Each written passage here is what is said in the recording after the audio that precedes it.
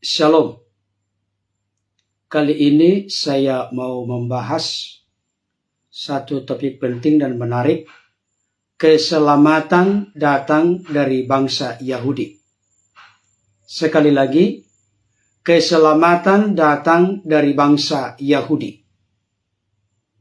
Firman Tuhan saya bacakan untuk kita dari Yohanes 4 ayat 22. Dikatakan begini. Kamu menyembah apa yang tidak kamu kenal.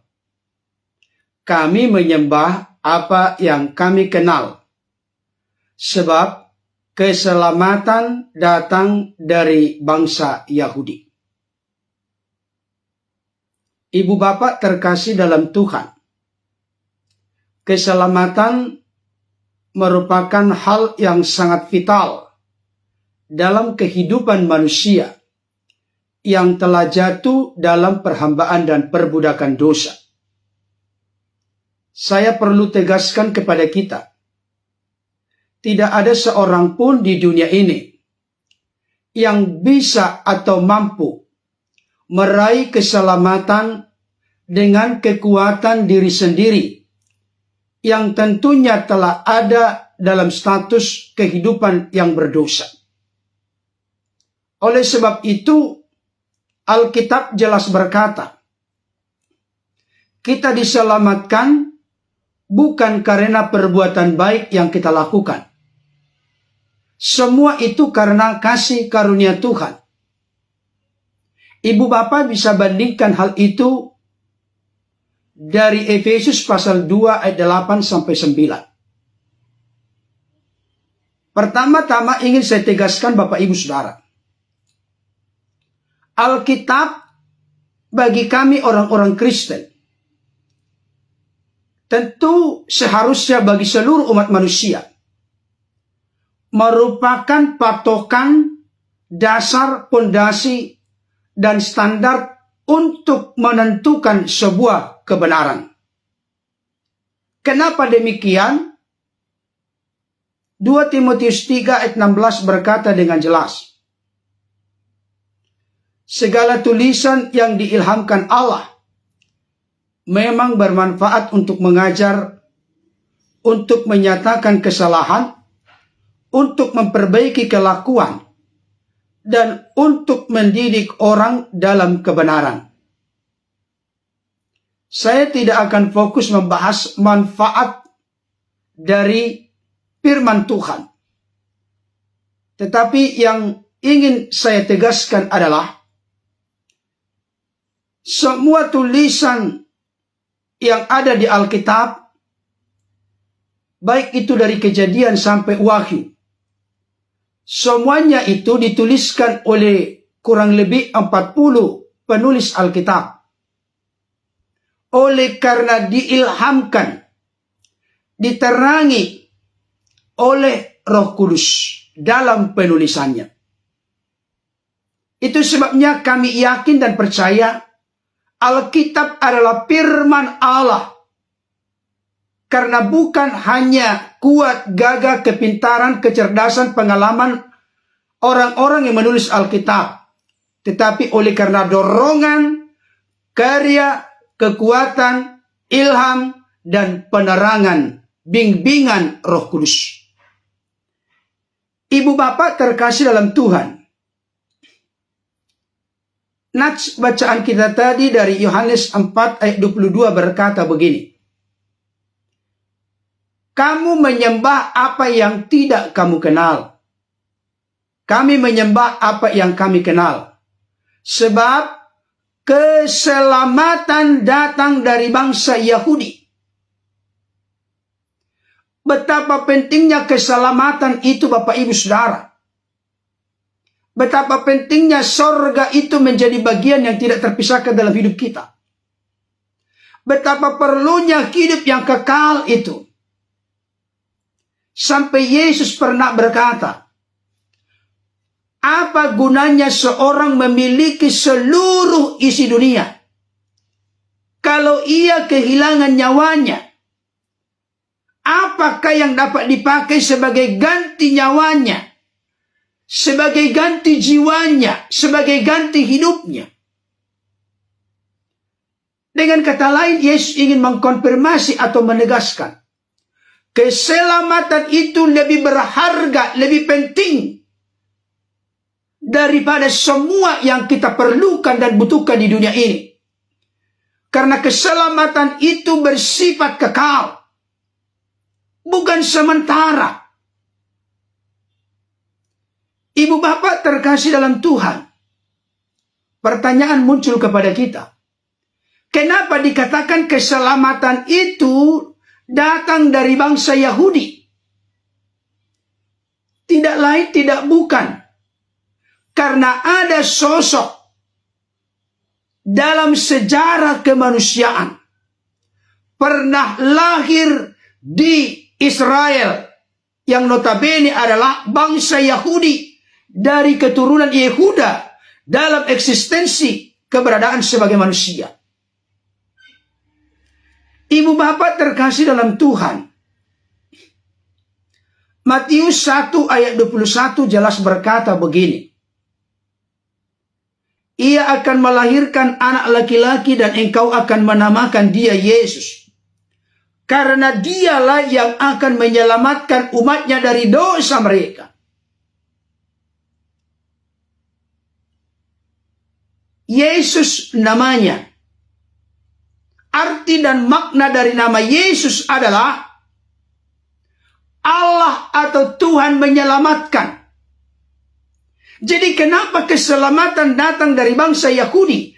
Karena Yesus ada di tengah-tengah bangsa Yahudi kurang lebih 2000 tahun yang lalu. Keselamatan diperoleh, hidup kekal diraih, surga dinikmati. Oleh karena Yesus, Sang Firman yang telah nuzul turun mengenakan kemanusiaan, lahir di bangsa Yahudi. Lahir di kota Bethlehem, kota Daud. Saudaraku yang dikasihi oleh Tuhan, tidak ada sesuatu yang eksklusif yang bisa membawa manusia berdosa menikmati mengalami keselamatan.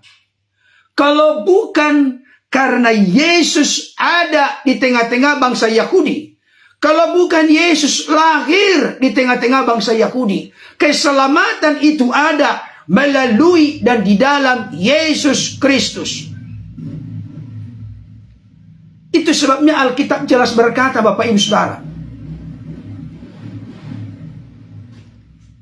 di dalam Yohanes 3:16,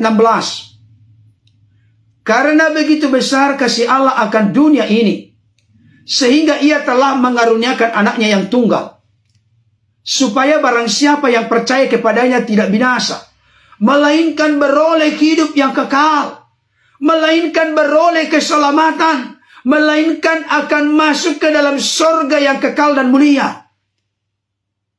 Itu diperoleh dan diraih melalui anaknya yang tunggal, yang mana dalam eksistensi keberadaan sebagai manusia hadir di dalam bangsa Israel atau bangsa Yahudi.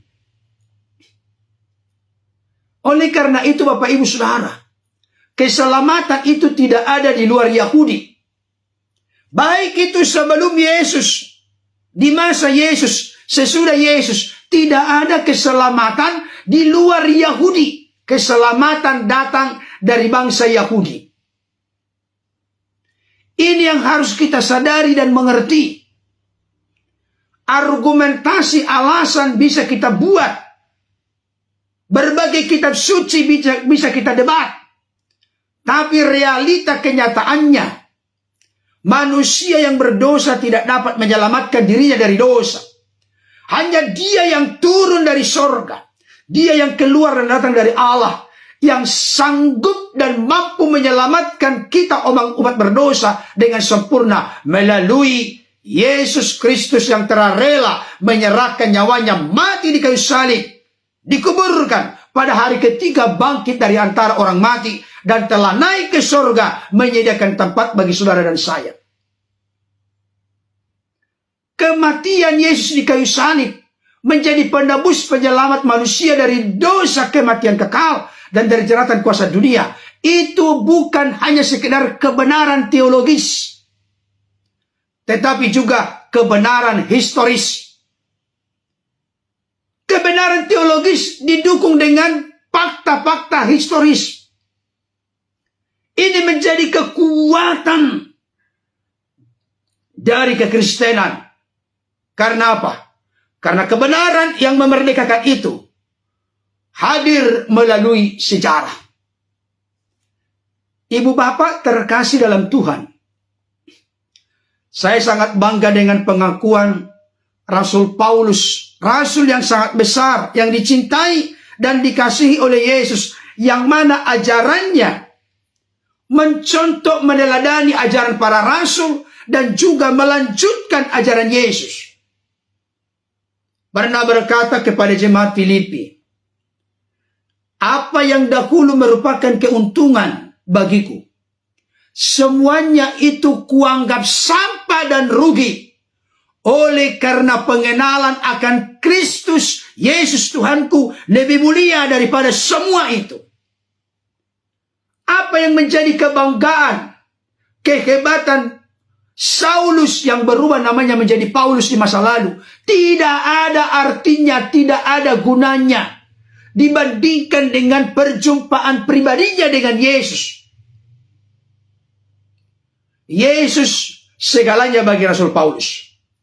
Yesus lebih berharga, terpenting dalam hidupnya dibanding dengan yang lain. Bagaimana dengan saudara dan saya? Saya katakan berulang-ulang, kesalehan manusia seperti kain kotor di mata Tuhan. Hukum-hukum syariat, amal saleh, perbuatan baik, agama, filsafat, ilmu pengetahuan, dan lain sebagainya tidak akan pernah bisa mengubah status manusia yang sudah ada dalam perhambaan perbudakan dosa. Dosa itu dalam bahasa Yunani hamarkia, meleset, menyimpang dari sasaran Tuhan dan menempuh sasaran lain. Sasaran Tuhan manusia yang diciptakan pertama kali Adam dan Hawa hidup dalam kekekalan, tapi oleh karena dosa mereka mengalami kematian. Kematian kekal hanya bisa dipulihkan di dalam dan melalui Yesus, karena Yesuslah satu-satunya yang pernah dalam sejarah hidup manusia yang tidak berdosa. Oleh karena itu, Dr. Lukas di dalam Kisah Para Rasul 4 ayat 11 sampai 12 jelas berkata, mari saudara-saudaraku semua yang punya telinga, pasang kedua telingamu untuk mendengarkan dan menghayati ayat ini. Yesus adalah batu yang dibuang oleh tukang-tukang bangunan, yaitu kamu sendiri. Namun ia telah menjadi batu penjuru. Dan keselamatan tidak ada di dalam siapapun juga, selain di dalam dia, maksudnya ayat 11, selain di dalam Yesus.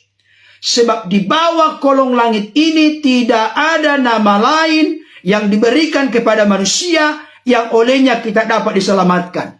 Tidak ada keselamatan di luar Yesus. Keselamatan kita nikmati, alami di dalam Yesus. Oleh karena itu Bapak Ibu Saudara, kalau engkau sudah terbuka percaya menerima dia sebagai Tuhan dan Juru Selamat dalam hidupmu, bersyukurlah, banggalah, tetaplah setia sampai akhir. Tapi bagi saudara-saudaraku yang masih tertutup, terkunci, permanen hati dan pikiranmu, ingat baik-baik, kita umat manusia yang berdosa, mustahil, tidak mungkin menyelamatkan diri sendiri dengan cara amal saleh, perbuatan baik, melakukan hukum syariat, agama dan lain sebagainya. Agama tidak menyelamatkan. Yang menyelamatkan adalah Yesus yang telah turun dari sorga, keluar dan datang dari Allah, yang telah rela menyerahkan nyawanya demi penebusan manusia dari dosa, kematian kekal, dan dari jeratan kuasa dunia. Oleh karena itu Bapak Ibu Saudara, saya ulangi kembali, keselamatan datang dari bangsa Yahudi, bukan dari luar Yahudi, baik sebelum Yesus, di masa Yesus, sesudah Yesus. Karena itu, kalau engkau belum terbuka percaya kepada Dia, menerima Dia sebagai Tuhan dan Juru Selamat dalam hidupmu, ini saatnya pada hari ini engkau mendengarkan firman Tuhan. Jangan keraskan hatimu, buka hatimu, terimalah Dia sebagai Tuhan Juru Selamat, yang pasti bukan mudah-mudahan menyelamatkanmu dari dosa, kematian kekal, dan dari jeratan kuasa iblis. Ingat, keselamatan datang hanya dari bangsa Yahudi. Kenapa demikian? Karena Yesus lahir di tengah-tengah bangsa Yahudi, bangsa Israel. Karena Yesuslah satu-satunya jalan ke sorga. Yohanes 14 ayat 6 yang sangat populer dan terkenal. Yesus mendekati Thomas dan berkata kepada Thomas, "Akulah jalan, kebenaran, dan hidup."